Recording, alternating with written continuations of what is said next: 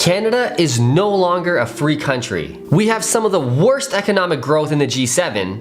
I don't know what's happening. I don't know. People are dying in hospitals from lack of care. We all know that there's a crisis. What we're waiting for is action. And not to mention the crazy housing market, which is making it pretty much impossible for millennials and Gen Zs to get ahead. We'll help you buy your first home sooner. Now, all of this is happening because our great emperor, Prime Minister, is becoming the first dictator in Canadian history. The politician already? No. Never. I'm gonna be a teacher. In his 30s, though, he began following in his father's famous footsteps. Admiration I actually have for China, because their basic dictatorship is allowing them to actually turn their economy around on a dime. You would think Canada would have checks and balances in place to prevent something like this from happening, kinda like the US Constitution, which is set up so that a dictator can almost never happen. 0.03%. Well, allow me to introduce you to a place called Canada. This is how Pierre Trudeau's son is becoming our first dictator. And an incompetent one at that. Now, the first way to take over as a dictator is to limit free speech. Shut up! This is why the pandemic was so dangerous. And no, I'm not talking about the virus. I'm talking about the lockdowns. A precedent was set, was that the government can rule however way they want in an emergency, and no matter what you think, no matter what you bring to the table with research, it doesn't matter. And on top of that, the government is gonna shame you. If you don't want to get vaccinated, that's your choice. But don't think you can get on a plane or a train beside vaccinated people and put them at risk. Now, shame is one of the most effective tools to get you to fall in line, because when you have your neighbors, your friends, your coworkers, or the general public looking at you weird for stepping out of line with the government's rule, this is how they can actually get done whatever they want to get done. To maintain a global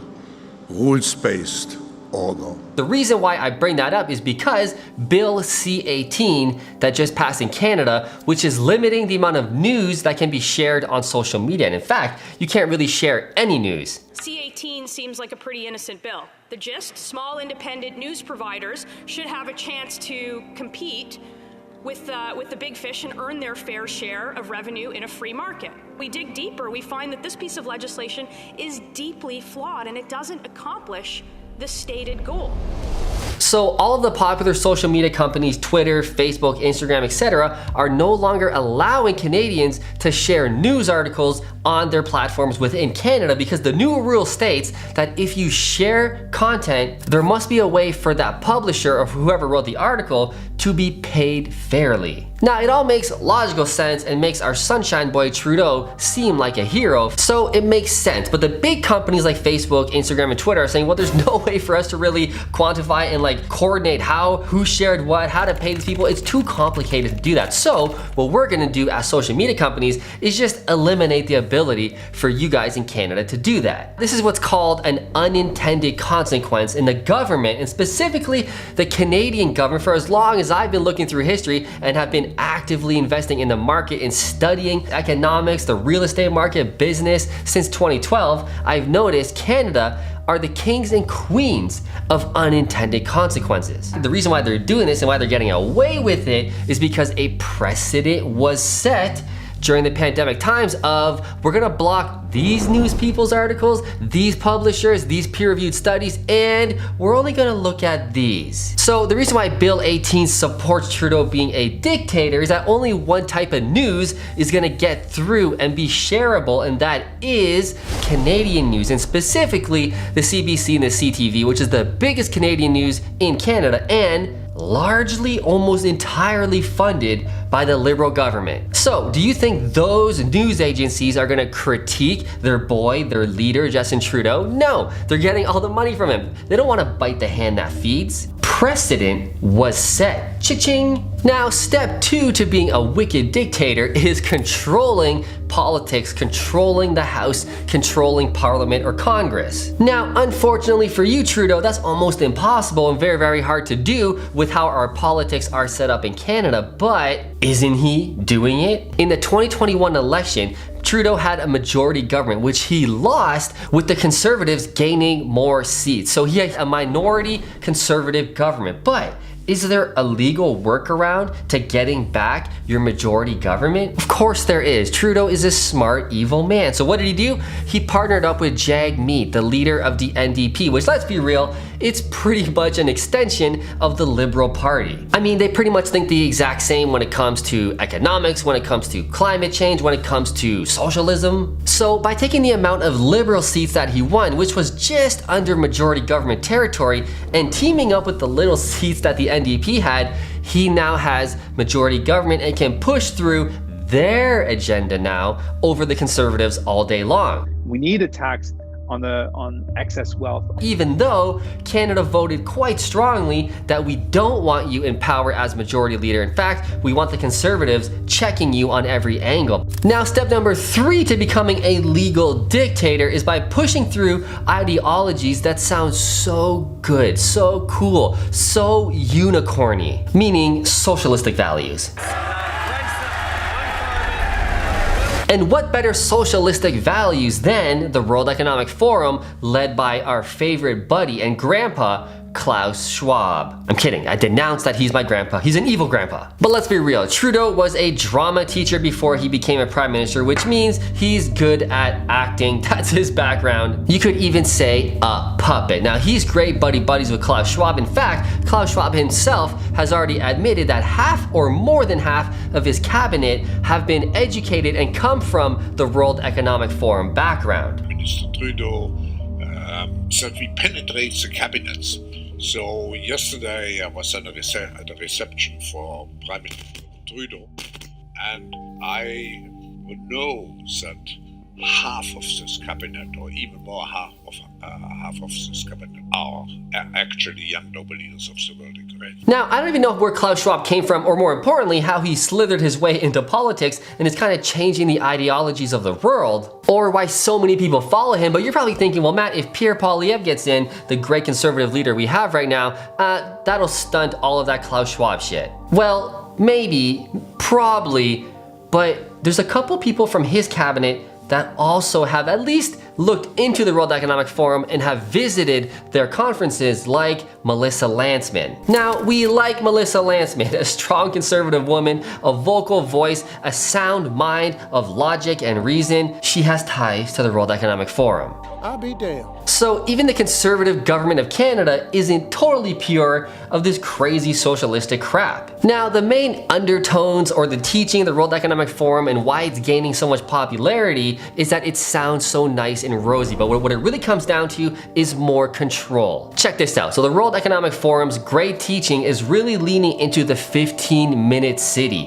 having everything you need in a 15-minute radius, and you don't even really have to drive. But if you do drive, we want you driving electric vehicles only by 2030, and we're gonna stop making gas motor vehicles. You know what? Is that actually happened? So by having everything you need in a 15-minute radius, proven kind of by the pandemic and how people never left their house, wouldn't it be cool if they could have a dentist, a doctor's office, a grocery store, a library? Wouldn't it be cool if they were all in a 15-minute radius so people didn't have to like really leave? They could have more time to hang out with their family. It sounds so cool. It sounds good on a very basic logical reason. I'm like, yeah, man, I'm down with Klaus Schwab. That sounds cool. But what does that really mean? It's a form of control. They don't want you leaving your little circle. Stay here. If you try and leave your 15-minute race without a good reason, they're gonna turn you around and you're not allowed. Oh my God!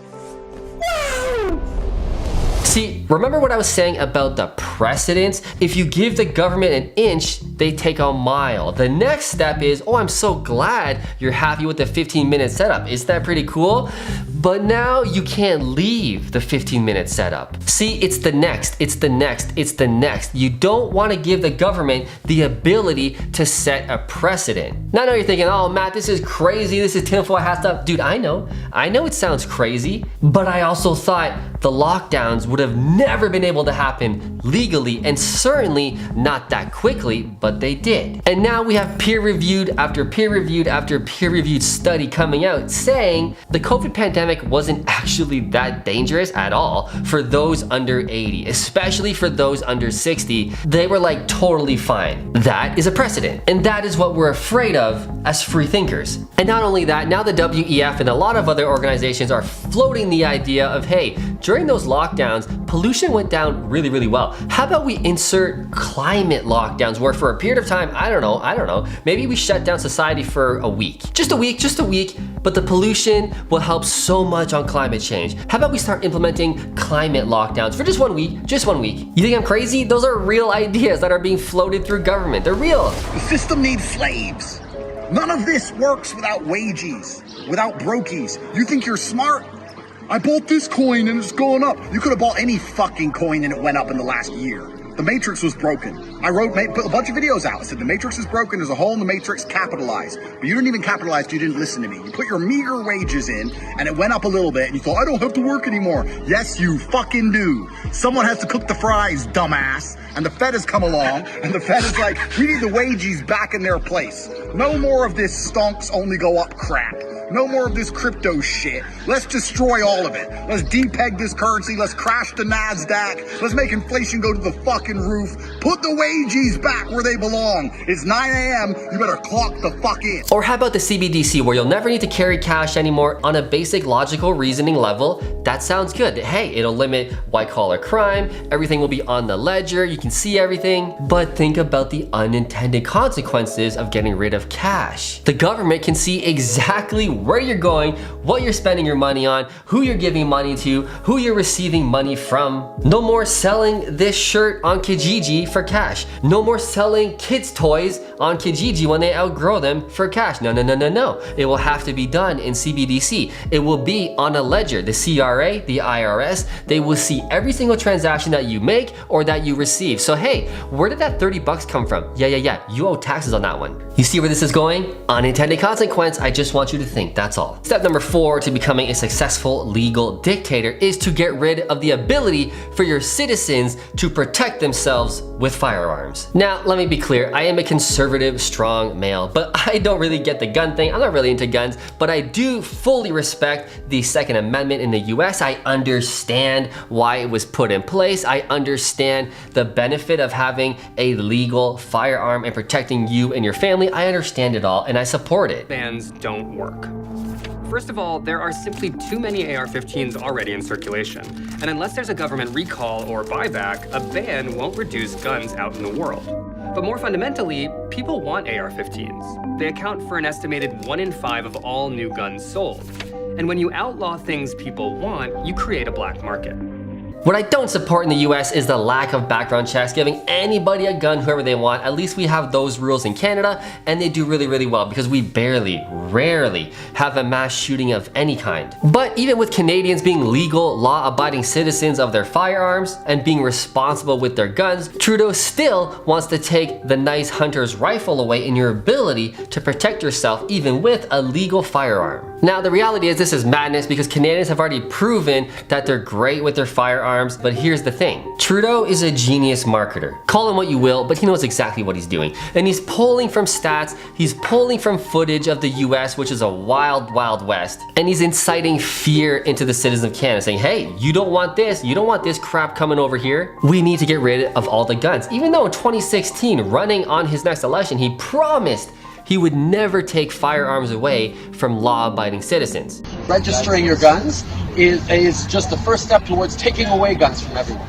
That's never going to happen because here in Canada, we have a culture that has grown up with guns and that respects the need. From today forward, it is no longer legal to buy, sell, or transfer a handgun in Canada. Now, if you dig into the data, you're gonna find that the vast majority of the violent crimes happen from the same criminals over and over and over again. How is that possible? If they commit a crime, shouldn't they go to jail? Like if they commit a violent crime especially, they should be in jail, right? Well, with Trudeau's lax take on crime and his catch and release style model, because he doesn't want to clog up the court system or whatever his excuse is, these violent offenders just keep re-offending. In fact, a study came out that in Vancouver, something like 60% of the violent crimes happen from the same 6 offenders. The vast majority of crime is committed by a tiny minority of criminals. They commit a crime in the morning, they get released by noon, they go back out, they commit another crime, they go back in jail in the evening, and they're released again by the nighttime to commit more violent crimes. This is real. Once the government and Trudeau has their grip on you, the reality is you're kind of screwed. But there is one way for you to get your freedoms and be able to do what you want, when you want, and let's be real, it comes down to having money. Unfortunately, or fortunately, whatever position you're sitting in, when you have wealth, when you have money, you can do whatever you want. And the best way that I know to get wealthy, the way that I'm getting super wealthy, is by investing in real estate. Now, the reason why investing in real estate works so good is that it's a real physical asset, and it's also a need. Everybody needs a roof over their head. Everybody needs a house to live in during the winter to stay out of the rain. A house is an absolute need. So if you want to learn more about investing in real estate, how I do it, and how I can even help you do it, subscribe to this channel. That's all I'm asking for. It's a free subscribe. Hit the like button. My channel is totally dedicated to showing you how to invest in real estate absolutely free. I will see you in the next video.